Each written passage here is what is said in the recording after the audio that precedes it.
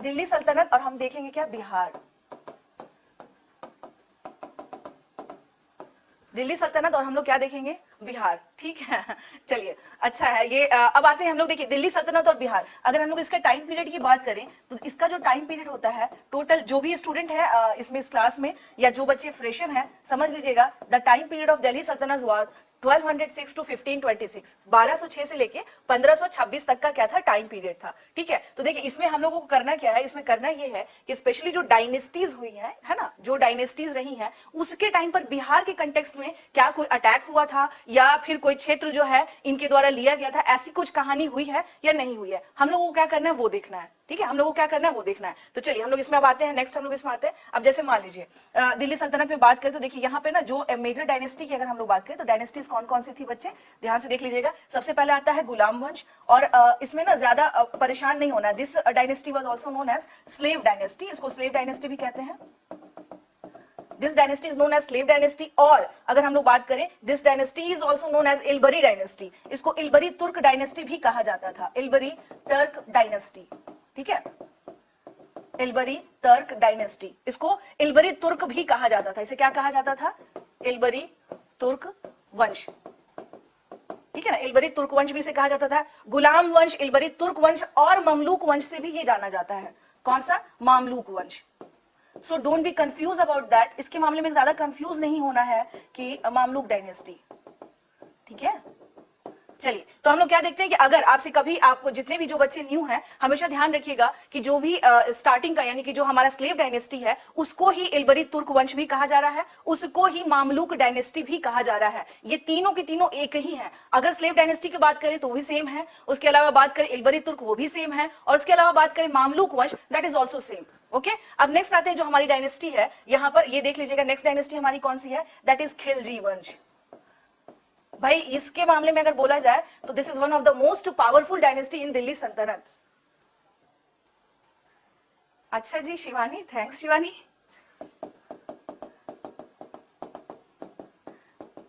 बहुत बहुत धन्यवाद आप सबका। खिलजी डायनेस्टी। नेक्स्ट अगर हम लोग बात करें इसमें तो तुगलक वंश, इसमें नेक्स्ट में कौन आ जाता है स्टूडेंट, तुगलक वंश। जो भी न्यू कमर स्टूडेंट हैं और जिसके लिए भी जो दिल्ली सल्तनत का डायनेस्टी समझने में प्रॉब्लम होता है तो प्लीज इसे क्या करिएगा, देखिए मैं कोई ये नहीं कि इनके बारे में बता रही हूं, मुझे करना क्या है, इनके संबंध में इसे पढ़ना है, ठीक है। तुगलक, तुगलक, ठीक है ना, तुगलक डायनेस्टी। अब नेक्स्ट आते हैं तुगलक के बाद बात करेंगे सैयद डायनेस्टी, लेकिन बिहार में इस काल में हमें कुछ नहीं दिखाई देता है। सैयद वंश के बारे में अगर बात करें तो यहाँ पर हमें किसी भी प्रकार की हलचल नहीं दिखती है बिहार को लेकर के, तो यहाँ पर हम इसे क्या करेंगे, इसे करेंगे स्किप, हम आएंगे किसके ऊपर, लोधी पर। किस पर आएंगे, लोधी वंश पर। लोधी भी लिखाता है, this is also Lodhi, Lodhi भी लिखाता है, so no worry about that कि मैम कैसे ये लोधी हो गया, कैसे ये लोधी हो गया, ओके।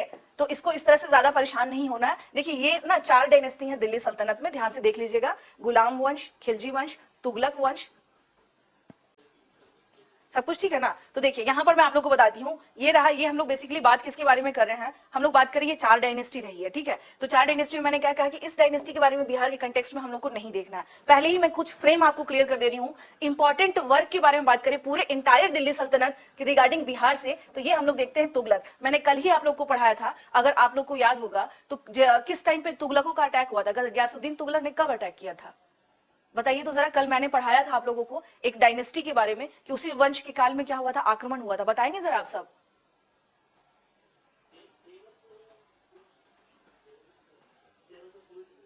1305 में, अच्छा। गयासुद्दीन तुगलक का अटैक हुआ था, याद आ रहा है आप लोगों को, कर्नाट वंश में मैंने कल पढ़ाया था ना आप लोगों को।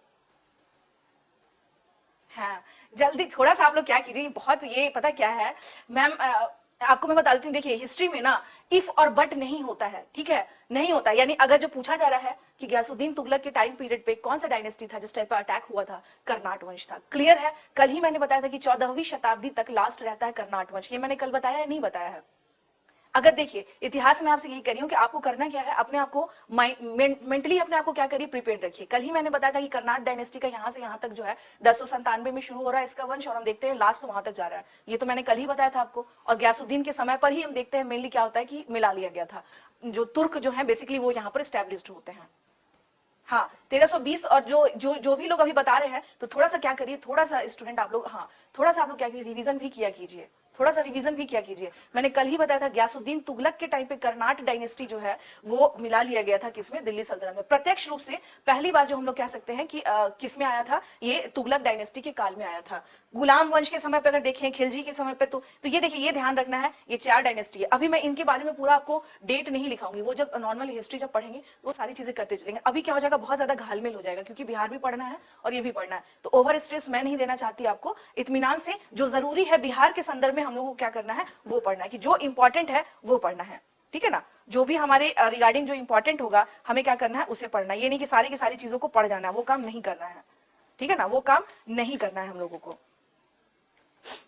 ठीक है। चलिए अब हम लोग बात करें, अगर बात करें, देखिए अब ये जो जैसे गुलाम वंश, यहाँ पर ये 2 टाइम पीरियड ऐसा आ रहा है जिस टाइम पर हम क्या देखते हैं कि सबसे ज्यादा, जैसा कि आप लोग जानते हैं इसको गुलाम वंश बोला जाता है, थोड़ा सा समझ लीजिएगा तो फिर आगे समस्या नहीं आएगी।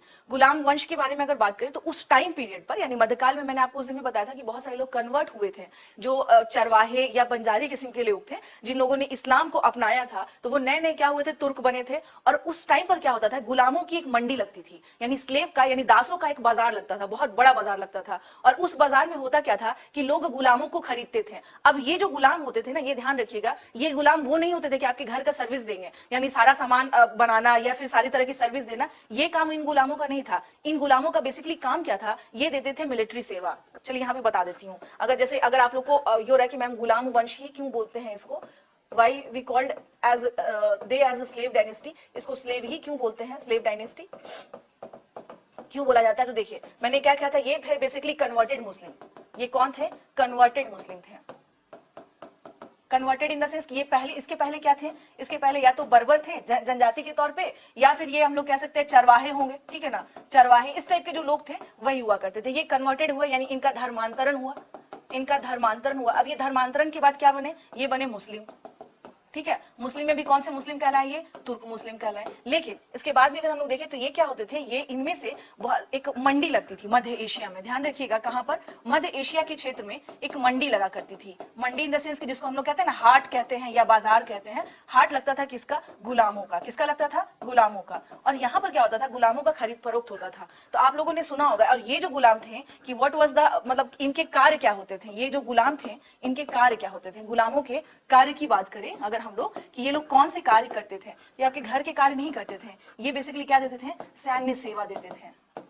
सैन्य सेवा, it means they gived military assistance, या फिर हम लोग कह सकते हैं कि ये किसके फॉर्म में देते थे, तो हम लोग कह सकते हैं कि मिलिट्री के तौर पर ये लोग क्या करते थे, मिलिट्री सर्विसेज के तौर पर ये लोग क्या करते थे, अपनी मिलिट्री सर्विसेज के तौर पर ये लोग अपनी सर्विस देते थे, ठीक है ना। मिलिट्री सर्विसेज के तौर पर ये लोग अपनी सर्विस देते थे। अब एक चीज और है, जब मंडी लगी, ठीक है ना, ध्यान रखिएगा, मंडी लगी तो आप खुद बताइए, जो हट्टा कट्टा बिल्कुल देखने में होगा, लोग उसे सेना में रखना पसंद करेंगे या दुबला पतला कमजोर सा व्यक्ति को। नॉर्मल सा एक क्वेश्चन आप लोगों से पूछ रही हूँ कि जो काफी देखने में चुस्त दुरुस्त होगा उसे लिया जाएगा गुलाम, मतलब इस सैन्य सर्विस के लिए, या फिर जो बिल्कुल कमजोर होगा, दुबला पतला होगा, कुपोषित होगा, माल न्यूट्रिशन जिसको कह सकते हैं देख करके, उस तरह के व्यक्ति को लिया जाएगा, बताइए। हट्टो कट्टो विष्णु बोल रहे हैं स्ट्रॉन्ग पीपल को। तो ध्यान रखिएगा, तो ये जो मंडी हुआ करती थी ना, अब आप समझिए, ये जो गुलाम थे ना, तो इट मींस ये गुलाम कैसे थे, ये काफी स्ट्रॉन्ग हुआ करते थे। स्ट्रॉन्ग इन द सेंस बहुत हद तक, तो अगर हम लोग बात करें जो मध्य एशिया है, ये इसका ना भौगोलिक कंटेक्स्ट भी बहुत मदद करता है। ये है क्या, काफी उबड़ खाबड़ टाइप का था उस टाइम पे जो क्षेत्र है, भौगोलिक जो अगर रूप से देखें अगर, तो काफी क्या था, कम, मतलब अगर कहते हैं, जैसे आपने देखा पहाड़ों के जो लोग होते हैं तो वो इतना पहाड़ वहाड़ चढ़ते हैं कि वो स्ट्रांग हो जाते हैं। लेकिन हम जो मैदानी क्षेत्र के लोग हैं, यहाँ पर प्लेन लैंड के, अगर हमसे कहा जाए तो हम लोग एक बार जाते हैं, लोग को देखिए वैष्णो देवी जाते हैं, उनकी हालत खराब हो जाती है, कई दिन तक पता चलता है पैर फूल गया, पैर में स्वेलिंग आ गई, तो ये पता चलता है कि हम लोग उसके यूज टू नहीं है, जो प्लेन लैंड के हैं। इनके यहाँ क्या था, इनका जो जोग्राफिकल कंटेक्स्ट था ना, दुर्गम होने की वजह से, जैसे पहाड़ियां हो गई ये सब, तो इसकी वजह से वो क्या होगा, काफी स्ट्रांग होगा, काफी हट्टे कट्टे होते हैं, लंबे चौड़े, ठीक है। तो इनको अगर हम लोग देखें तो काफी जो स्ट्रांग उसमें जो हुआ करते थे, उसे ये लोग बनाते थे अपना गुलाम, ठीक है। तो आपने देखा होगा कि मोहम्मद गौरी जो था, ठीक है, मोहम्मद गौरी ने भी क्या किया था, वो मंडी जब जाता है तो उसे मिलता है वहां पर कौन, उसे मिलता है वहां कुतुबुद्दीन ऐबक। ऐबक कौन था, ऐबक भी गुलाम था। मींस इसको इमेजिन करिए कि एक मंडी लगी हुई है, उस मंडी में कौन है, ऐबक को अगर लिया गया तो वो भी क्या होगा, स्ट्रांग होगा या नहीं होगा। उसको अगर मोहम्मद गौरी ने चुना है अपने गुलाम के लिए तो वो भी क्या होगा, स्ट्रांग होगा। हाँ हाँ, ज्यादा मोटा की बात नहीं कर रही हूँ, ये लोग वैसे भी बहुत मोटे, इनके यहाँ नहीं होती ओबेसिटी, लंबे होते हैं और काफी मतलब क्या कहते हैं, हाइट वाइट में काफी लंबे चौड़े होते हैं ये लोग। ठीक है, तो वही मैं पूछ रही हूँ कि देखिए अगर इसको कुतुबुद्दीन ऐबक को मोहम्मद गौरी ने लिया तो ऑब्वियस सी बात है वो क्या होगा, काफी स्ट्रांग होगा, तभी उसको लिया है कि भाई ये मेरे यहाँ सर्विस देगा, सेना में सर्विस देगा।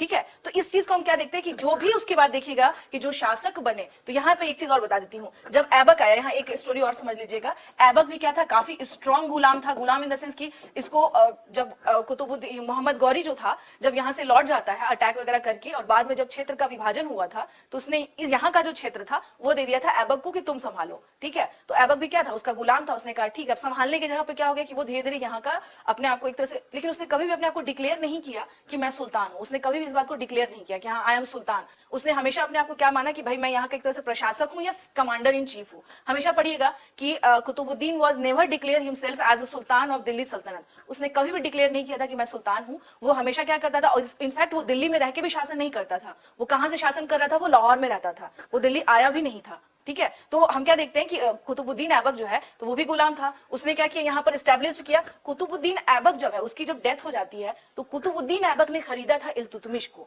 यानी एक उसी मंडी से इल्तुतमिश को खरीदा गया था, इल्तुतमिश भी गुलाम था। ठीक है, अब कहानी यहां पर समझिए, जब इल्तुतमिश आता है तो एक बात बताइए, कोई भी इंसान ये चाहता है क्या कि हम जिस कंडीशन में है वैसे ही बने रहे?